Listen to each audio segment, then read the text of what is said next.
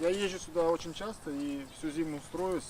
И мне очень важно, чтобы были дороги. Кто строится, а кто сеет. Хорошая инфраструктура садоводам и работать помогает. В начале сезона дачники молятся не только на хорошую погоду, но еще и ждут помощи, чтобы не только на себя надеяться. Самое необходимое для садовода – это вода.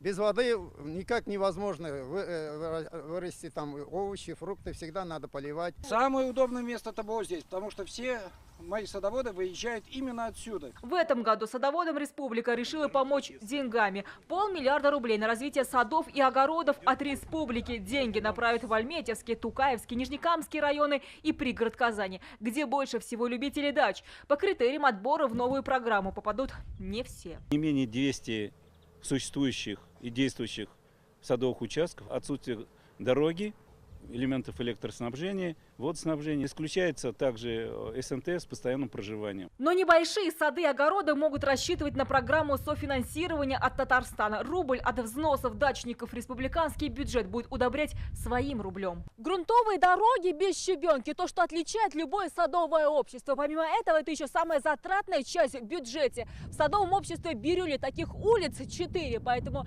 здесь за каждую государственную копеечку будут бороться. Председатель должен быть активным.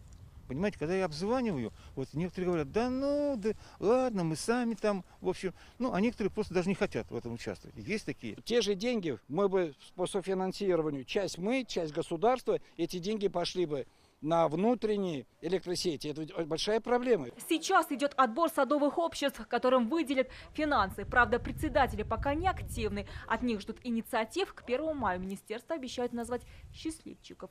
Альбина Минибаева, Ильшат Мухаметов, ТНВ, Высокогорский район.